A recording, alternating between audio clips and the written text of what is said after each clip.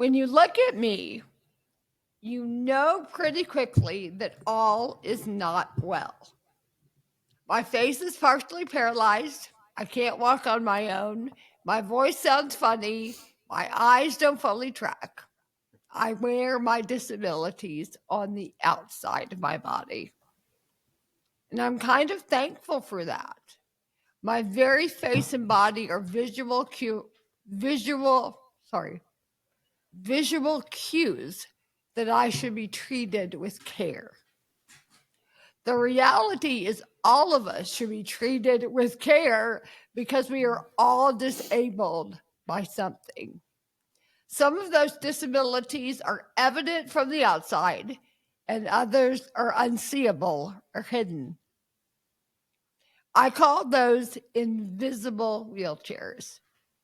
The great irony is that my invisible wheelchairs, those hidden hurts in my heart, often feel more disabling than my actual physical wheelchair.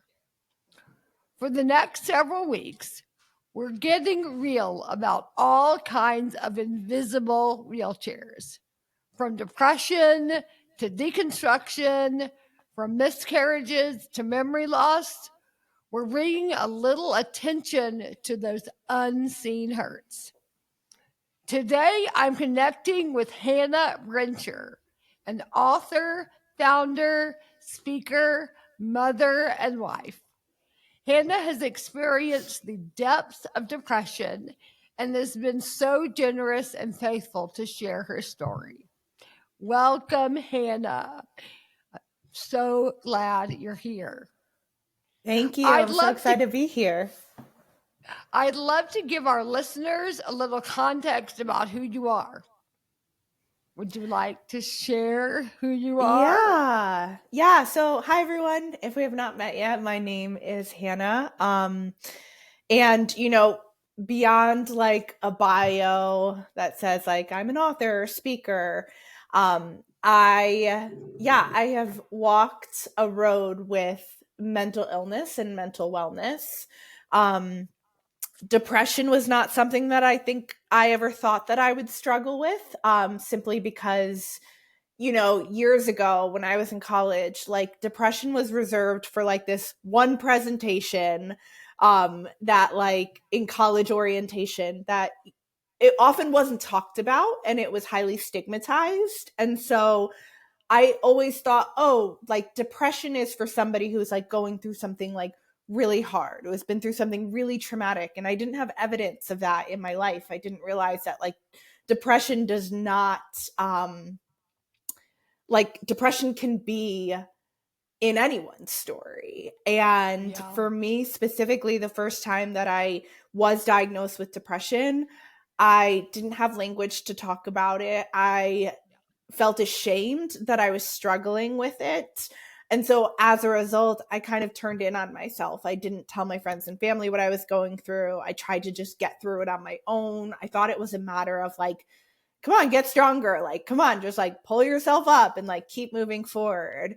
And it wasn't until I went through a second round of depression that was far more serious and severe than the first one that I realized this may be my lifelong battle. This may be what I deal with for the rest of my life. And I need to figure out what the battle plan looks like and like where God has me in this story and how God is leading me in this story. And so from that point forward, it kind of became like, like in the story of Jacob wrestling with the angel and he comes out with a limp, like I refer to depression as like my limp of like, it makes me walk differently in life, but it also makes me highly dependent on God in all areas of life.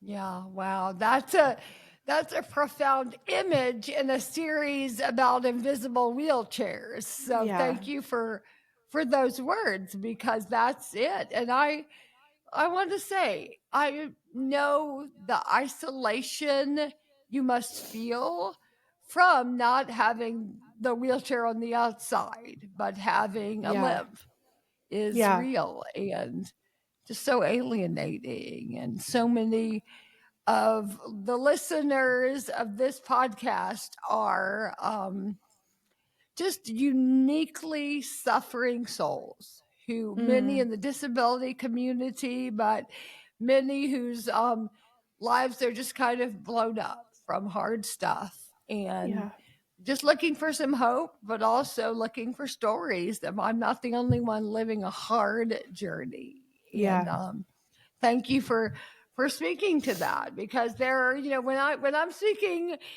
to a crowd of people, there may be one or two or three wheelchairs in the room, but hundreds are not in wheelchairs. But I know they're dealing with invisible wheelchairs, and you speak to that so powerfully. Hannah, I'm very interested in what depression feels like. I think I have been depressed twice in my life, both after my stroke, connected to the stroke. So I guess situational depression, is that what you call it? Versus clinical depression, right? Is that the correct technical terms? Even you take it from here and tell us. You're the expert. I'm not. There is very much, it is considered situational depression when it's like, okay, we can pretty much tie it to a set of circumstances. And a lot of times that's like a depression that, like, even though it's very real, like all of it is very real, but you eventually move through it and come out on the other side. And so the first time that I dealt with depression, it was very much, I think I can look and say that was situational depression. And then the second time that I dealt with it was like a whole other thing. I felt like, gosh, it was so dark. It was so isolating. I almost felt like I did not have control of my brain, of my mind.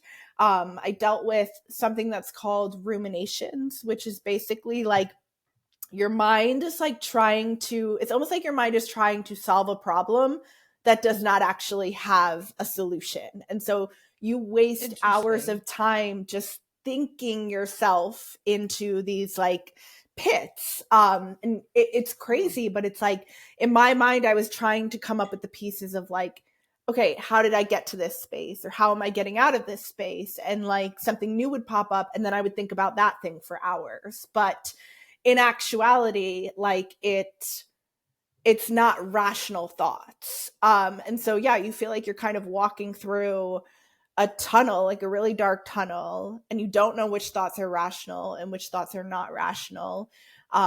It's really hard to want to get up out of bed, to want to keep moving forward, because your mind is so unwell. And it's a fight. It is a battle every single day. And fortunately, like I'm in a space now where it's like I take medication, and I am very careful and mindful with my health to keep me in a healthy, thriving place. But even in that, though, you still have those bouts where it returns and it revisits and it reminds you like what you feel called and commissioned to. But I wouldn't wish it on anybody. It's a really dark, isolating feeling. And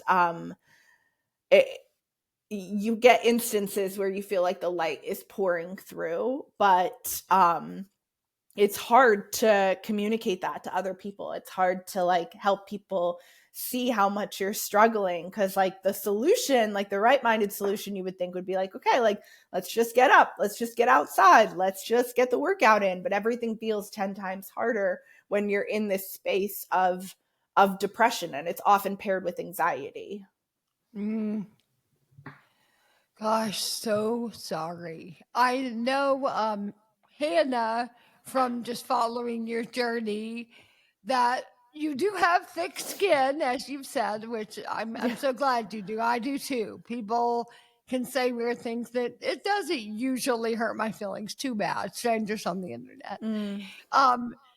But for many, specifically in my population of people with physical disabilities, Christians can many times be the most hurtful, because they say, a lot of weird stuff about unconfessed sin Yeah, and yep. let's just pray it away, and then it doesn't go away, and weaponizing scripture, just the full gamut. I mean, that was when we started our camp years ago, and started really engaging the disability community just more directly. It was shocking, just the things family members say. I mean, what on earth? And I know you have dealt with that, and I'd love to hear you share how you have overcome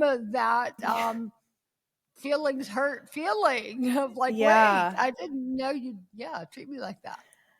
Yeah, and I mean, for me too, like when I was going through that severe depression, I was a pretty new Christian. I had only been a believer for a few years, and I remember all of those things of you just have to pray harder, you just have to have more faith, or I had somebody that like walked me through this whole thing of forgiving like ex-boyfriends and like past things that I was like, how is this even a part of this,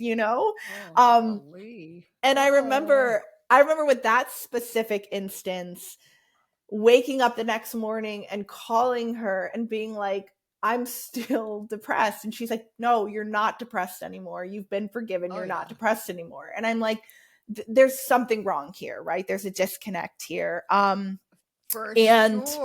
For sure. Yeah. And I think especially too, I'm somebody who is like, from the moment I said yes to Jesus, like, if I was going to be anything, I wanted to be obedient. I wanted to like walk the walk with everything that I had. And so there was a time in that depression where I just was like, nose in the Bible, like, I'm just going to do this as much as I possibly can, because if I can be near to God, then that means that this is going to lift. And in actuality, I think that actually worked against me, because I was going into the scriptures with a mind that was not well. So I was interpreting things wrongly. And at that time, I probably just needed people to like hold me and be with me, not for me to be isolated. Listen. Yeah, so I'm a big advocate of the ministry of tears before the ministry of truth, which that isn't even truth necessarily. I reminded Hannah, I mean, you can imagine, same, but like my face, people laying hands on my face, I'm not kidding, to pray, and then watching me walk away slowly and backwards to watch my face to see if it starts moving. I'm not kidding. So wild. Actually, really hysterically, I was on an airplane on Saturday, flying back from the women's conference in Illinois. And the man sitting next to me on the plane, who had been smoking marijuana, he told me this, it was bizarre. He looked over at me and he's like, whoa, your eyes are really different. And I'm like, oh, well, yeah, my face is paralyzed. So one eye droops down a little bit, and I know. And he's like, whoa, they look really different. And I'm like, yeah, you already said that, and I'm making it okay for you twice, but I'm not going to a third time. And so then I say, well, it's okay. It's just not that big of a deal. And he's like, you are so brave. And I'm like, I just got to stop talking to you. I feel so awkward. And I've had too much therapy to do what I used to do, which is make it okay for you. Like, I feel bad for you. Somebody be like, cheery and make it okay and make you feel better because you feel really stupid right now. Instead, I'm like, nope, feel how you want to feel. And I'm not responsible for it. Yeah, it's extremely awkward. Anyway, oh, go ahead. Well, I was going to say to that, like, not to him, I'm not excusing him at all. But I think like what I learned in that time was that people try to help to the extent that they know how to help.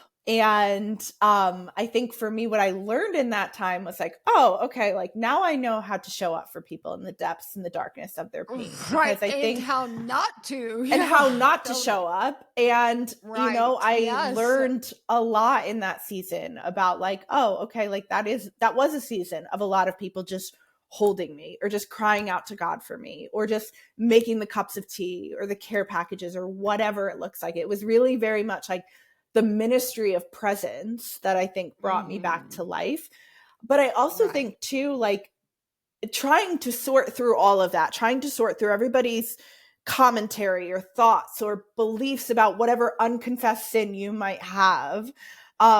I remember getting to this level with God of just like, I have questions, God. I have questions, you know? And what I didn't know at the time that I know now is that like questions can spur on such a deeper level of intimacy with God.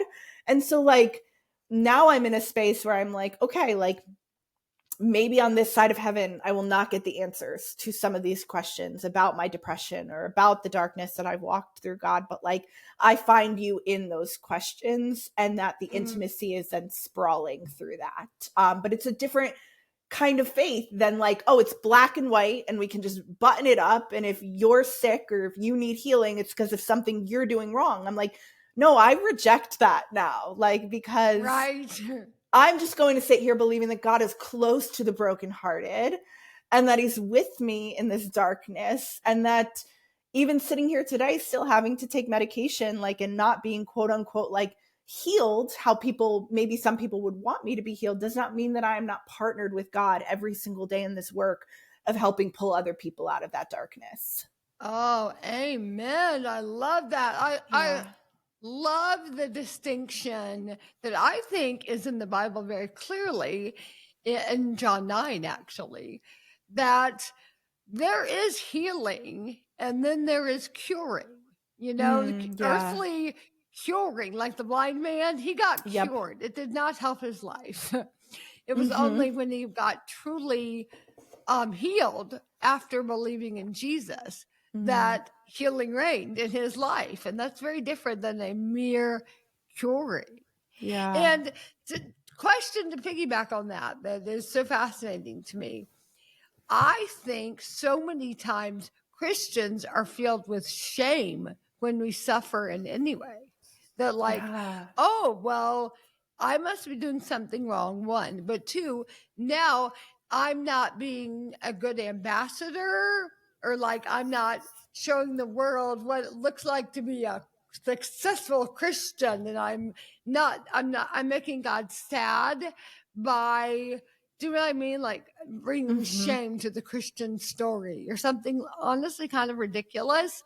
But I think we can feel that as, oh, well, I'm supposed to be this bright light for Jesus and I've got some real problems and I don't want to show that. And there is such freedom in vulnerably sharing our stuff and showing how God meets us in the mess we're in. And I'm so with you that we get to partner with God in truly healing others by pointing them to him. So I think that is a beautiful way to say it. Well, to your point of like, right, like thick skin is like, I think especially like in any point where like, you know, God makes a way for there to be like a platform that you're standing on, and then people feel they have license to say a lot of other things to you. Oh yeah, weird stuff. Totally. And I shared this recently about a girl that had come into my messages and told me her story about how she was like cured of depression instantly, and basically told me that I was not relying on the full power of God, because if I was, I would be cured. And, you know, there's that whole thing of like, I wish that people didn't say these things, but at the same time, like if it's coming at me and I have that thick skin and I know what I know about God, I'll willingly take it if it means that I can help other people realize that's not God. That's not Jesus. Like Jesus sees you exactly where you are. And like, yes, there is help and there's healing and there's nourishment and there's all of these things. But like, if it was all on us, then what would be the power of the gospel, right? Like if it was just on me to have enough faith so that the power of God could be put on perfect display. No, the power of God is already on perfect display. Right. No matter what. Totally. Yeah.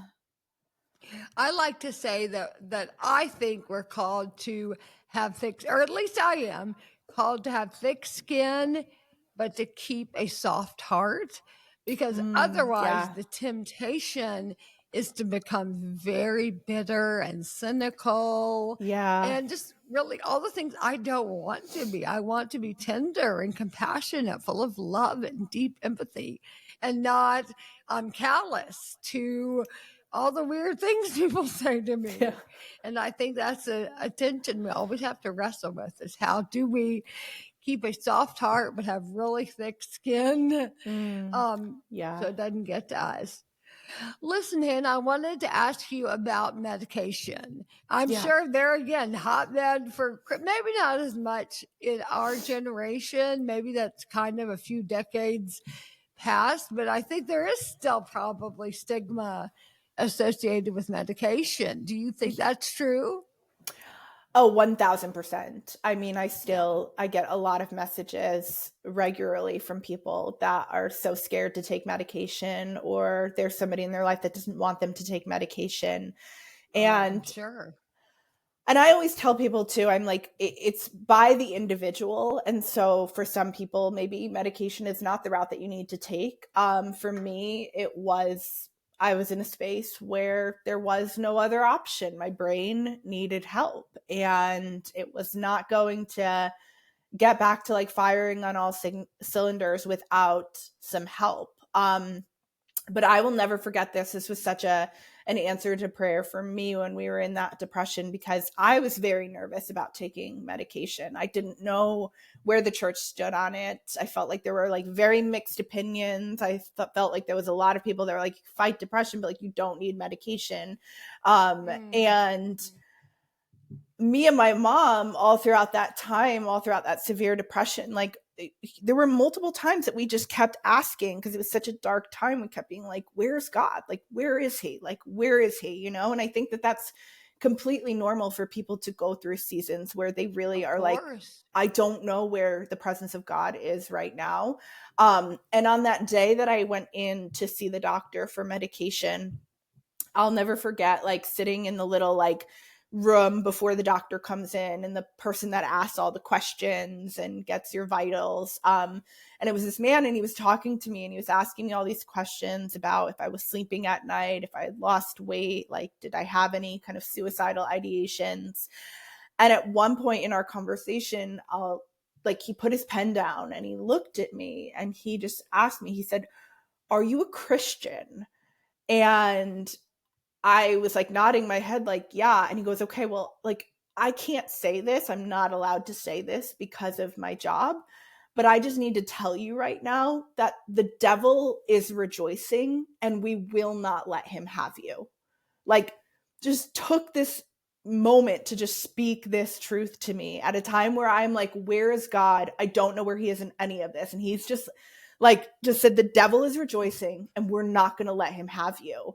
And I remember walking out of that doctor's office and calling my mom and being like, God was in there. That God was in that doctor's office. And it was so powerful. And honestly, one of the things that it saved my life to know that God was right there with me. But it also felt like how sweet it was that it was paired with something that I was particularly very scared about, which was medication. And then when I started taking the medication, I was shocked, because I almost was like, wow, was I working this hard? Was my brain working this hard this whole time when it didn't have to be? Like, I didn't actually know that I could see the world in the way that I see the world now. I did not know that I didn't have to go through every single day with just this like negative film over everything. And so it's like, I mean, I look at it now and it's like, I take that pill every single day, and that's what helps me show up to be a mom. That's what helps me to show up to be a business owner. That's what helps me love my friends well. It's like that paired with the power of God of like, I can walk through this lifetime and I can thrive because of modern medicine. And that's a really beautiful gift. And so, yeah, I do think that there's still a lot of stigmas around it. But I think that for a lot of people paired with therapy and good doctors, like it's important. It's an important part of the journey. I'm curious, very interested in sort of the conversation around mental health and then the conversation around mental illness. And is that the same conversation, different but the same? How help me understand? Well, I actually think that that's something that is the paradigm is shifting right now. I honestly believe. Yeah. I think in the past we talked a lot about mental illness. We talked about depression. We talked about OCD. We talked about anxiety. But now what I think is happening, and I think it's largely because of the rise of social media, constant connectivity, a lot of people are depressed. A lot of people are anxious. A lot of us are seeing more information than we were ever designed to see. And so I think now the conversation is shifting towards, okay, but like, how do we cultivate mental health even if you don't have a mental illness? What does it look like to optimize our mental health? I see. Yeah. Which I think is a good conversation, because I don't think that mental health is just reserved for mental illness. I think all of us should be cultivating our mental health, because when you're reading the Bible, there's so much in there about mental health, about our minds, about our thoughts, and all of that is directly tied to it. Interesting. That's really helpful. In my mind, which this is incorrect, my thinking has been that mental illness is fill in the blank, borderline personality disorder. That mental health issues are depressive, anxiety kind of disorders. But what I hear you saying that makes me think very differently about this is actually all of that is different types of mental illness. Yeah. And mental health is kind of the journey of how to be mentally healthy with your mental illness. Yeah. Yes. Which is important. And that's why I think what it's really encouraging to see is that we're not just talking about it in the space of mental illness anymore. I think a lot of people are like, wow, especially coming out of COVID, I want to be mentally healthier. And so that's kind of been where I've been with God and in my journey right now. It's like, God, I don't want to just not be mentally ill. I want to thrive in my mental health. And that to me is such an expansive and beautiful place. Like, and God will take you on such a beautiful journey, no matter who you are, what you're going through. Like, he wants us to have mental health. Well, perfect segue to what I wanted to talk to you about next, which is, tell me about that. Tell me about your whole deep dive into disciplines and habits and how you so beautifully are educating the world on how to do this right. Yeah, so that was something that really came out of my walk with depression, was this passion for discipline, and this realization over the years that like discipline is all over the Bible, and yet we don't talk about it that much. Or what I've found particularly is that I feel like it gets talked about a lot by male figures, but less so about female figures. And I'm like, female figures, a lot of times, like we're wives and we're moms and we're friends and we're all these things. And so for me, like discipline is what helps me thrive in all of that. And so I have to like keep a very like tight handle on my discipline, simply because it is what keeps me in a healthy, functioning space. And so I have things that I call like my daily battle plan. And I can go down the list of like, these are the things I need to do to be thriving. And if I'm not thriving or I'm not in a good space, most of the time I can look right at that list and be like, okay, well, that's what's off about it. And so it's everything from being in the Word of God every single day to taking medication, taking supplements. It's moving your body and seeing the correlation between that and the mental health piece. but it's also community. Community is such a huge part of it. And I think it's a part that often gets neglected, especially within our culture, where I think like we're living in this culture, especially with social media, where it's very easy to focus on like the journey of the one. Like, oh, I can just build myself up. I can just power through this. But Right. people are such a critical part of our mental health journey. And so it's reaching out, it's being connected, it's going on the coffee dates when you don't feel like it, it's serving your friends and family. And so, yeah, I'm constantly looking at my habits, tweaking them, changing them, adding, taking away to say, okay, how do I show up and thrive as a child of God, as who God has called me to be and what he has called me to steward? Yeah, that's so good. You know, I've incorporated into my, what did you call it? Like hacking habits list or Battle plan. daily battle. Yeah, I like that better. Battle plan, yes. That if I'm feeling like anxious or I don't know, stressed or somehow depressive, negative something, if I take the time like to really sit down and write someone a letter, it changes everything. It changes my mood instantly. It like, I don't know, something. I mean, I think it's very biblical, obviously, and truly scientific, that hit of dopamine, even, I mean, maybe it's a hit to just know you're encouraging someone else. And my handwriting is really messed up after the stroke. My right hand doesn't work well at all. It doesn't have fine motor. My left never learned to write like my right hand. So my handwriting looks, I mean, generously like some sort of chicken scratch. I'm not kidding. But when I've written a letter, it's kind of like, at least in my head, art. Because it's taken a long time and it's so like weird and some might say ugly, but it's my art. And it changes my mood dramatically. It changes my mental health dramatically. Yep. I imagine I need to do that every day is the solution there. And keep that every day. I need a more significant battle plan for sure. I love that. Being in the Word of God at the top of the list. Connections to real people, IRL, in real life, not online. Yep. Because I think I read somewhere that because of so much scrolling and videos and TikToks and all the things, we're almost, our brain thinks, oh, we've been with people. Yep. Engaged people. Yeah. But the reality is, for our brains, because it's true, we haven't engaged people. We saw people on a tiny screen and the highlight reel of their day.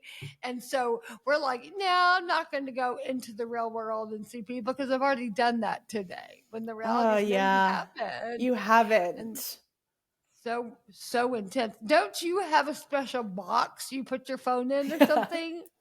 I love that. I have a phone box and it has just the words "be present" on the front of it. And I put my phone there often because it's true. Like when you are on the phone and you're on social media, you can trick your mind into thinking that you have been social or that you're not lonely because you have like 57 text threads going on at once.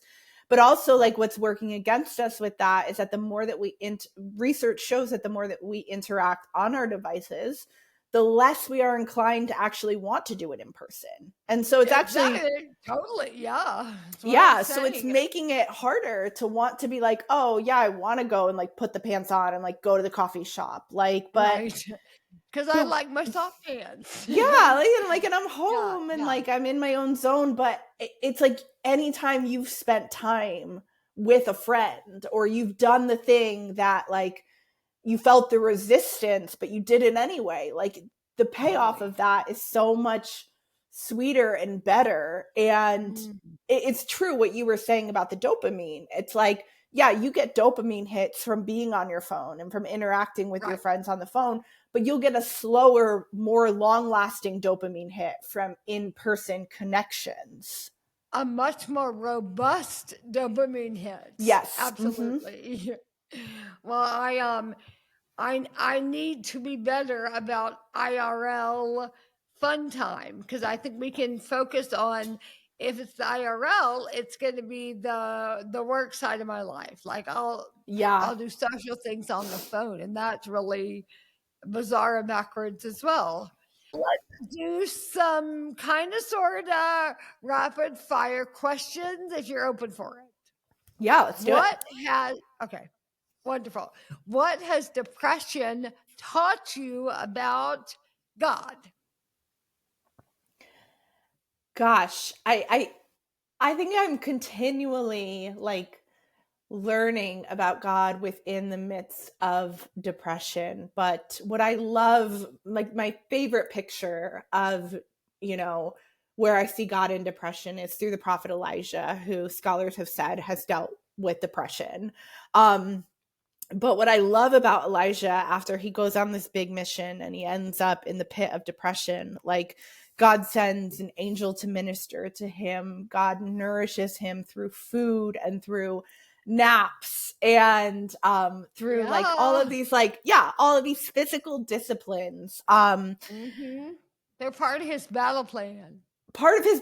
Yes. And one of the things that I think is like the most beautiful thing is when Elijah goes on his journey to have an encounter with God, and he ends up on Mount Sinai where Moses had his encounter with God with the burning bush. Like Elijah is expecting God to meet him in some big way. And, God's not in the earthquake, and he's not in the fire, and he's not in all these natural disasters. He's in what the scripture says, like the thin silence. And I think that has been one of the most beautiful parts of this journey. And it took me a long time to get to this place where I realized like depression makes it so that I don't necessarily want to be in my own mind. I want to distract myself away from my mind because my mind has not always been the healthiest place. And so to get to a place with God where I feel like my mind is healthy and where I can listen for that silence and can get that comfort in the stillness and the silence has been such a gift to me that I don't think I ever thought that I would ever be able to experience. That's so good. That's so good. It's so good for me to hear. Yeah. Because I find myself more and more, I consume a lot of content. I listen to a lot of audiobooks and podcasts, and I got a lot of sound going on in my life, not to mention 2 kids, and just a lot of noise. And silence and stillness, to be alone with your thoughts, is just so important to clear out huge. Thanks for that tip. That'll be a part of my battle plan, is to have more of that. I love that. Okay, rapid fire wasn't really rapid last time, but oh well, I loved everything you had to say. Sorry. What has depression taught you about community? That we need people. And that I think the biggest thing that I've learned is that like if you want people to show up at the door for you, then you should become the person that starts showing up at the door for other people. Absolutely. That's the biggest thing.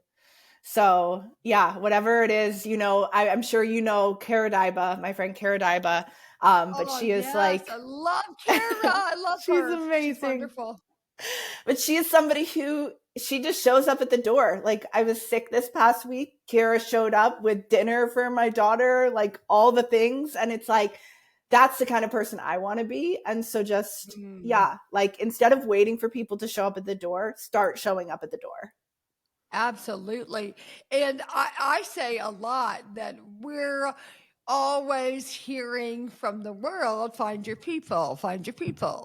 But I like to say, go be the people who find the people, and then you found your people. I love that. Yes. Go find the lonely people. Yeah. And make them your people. That we're all looking for those cool, fabulous people to make our lives better. How about we find the misfits and love them? Amen. Well, and make them our people. Okay, rapid fire next. What has depression taught you about yourself? Oh, such a good question. Gosh, I think just honestly like that there's no there's no mistakes here, right? Like it's very easy when you're dealing with a battle, like you think it's a mistake or you think it's something that you did wrong. And it's like, no, like this is how I am wired. I'm uniquely wired. And just in the same way of like, I've always been a hard on sleeve oversharer. I'll tell the grocery clerk or whatever, anything I'm going through. And I realize that's actually a gift when it comes to depression, because it's something we don't talk about a lot. And I think it's beautiful to be wired in a way to be like, well, I'll go first and I'll share about it. And I will not allow shame to come into this story, because shame does not belong in this story. And so that's what I've learned over the years, is that I'm wired intentionally, and that I can clear out shame in a story where it does not belong. That is so beautiful and so powerful to me, for me to hear in my own story. Is I feel that God chose me for my story 100%. And part of that is the way he wired me. He made me that I'm okay to go first. And you have done that over the years so beautifully. And when I see you do it, like, to me, that's what you're doing. You are saying there's no shame in this story, and so shame does not belong in your story. You give people that permission. Right. I long to, as you so beautifully do as well, Hannah, through the years. Oh my goodness. But I've never quite thought of it that way. Like, okay, I'll go first. Yeah. And that's powerful. I think that could be the title of a book, actually. I'll go first, because we all got it. Nobody gets out of life unscathed. We've all got significant stuff. What does hope mean to you today?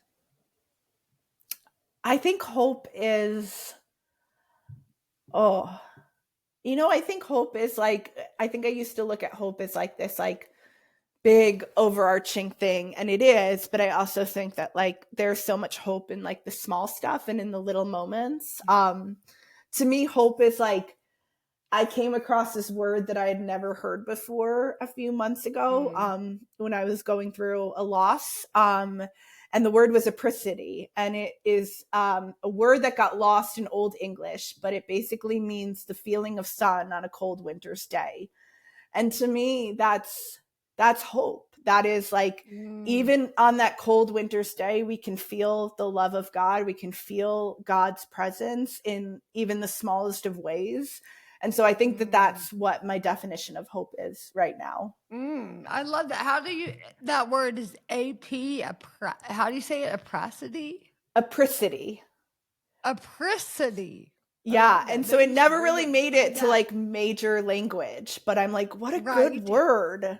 Yeah, apricity. I'm going to start using that. Okay, Hannah, last question for you here on the GoodHard Story Podcast, where we believe that the good and the hard in our lives can be the very same story. The good and hard are not mutually exclusive. So let me ask you, what is good in your story? What is hard in your story, and how do you live in the tension of both of those in your GoodHard story? Ooh. Gosh, there's just so much. I mean, there's a lot of goodness. I've had to train my eyes to see it. I think as somebody, like going back to, mental illness, you can very easily live with the belief that the glass is half empty, not half full. And so training your eyes to see the goodness of God in everything, from the cup of tea to the sunlight to your daughter laughing. And I think that that's the comforting and the hard, because I think that I don't think there's a single person that could look around right now and feel like life is not hard, right? Like we get older and we realize it's just hard. And oh gosh, yes. Yeah, like, and it just seems like it gets harder. But I think in that is where, you find your people, and you share life with them, and you stick close to God, and moment by moment and hour by hour, he brings you through. That was such a beautiful answer. And I'm so sorry. I'm overwhelmed. Very beautiful and so true. Goodness. Yeah. Thank you, Hannah, for this beautiful interview, and for your words, for your generosity and sharing so vulnerably. I mean, it's a gift to the Christian community and to the community of the world to hear your voice and have you share all the things. It's a gift, and I treasure this conversation.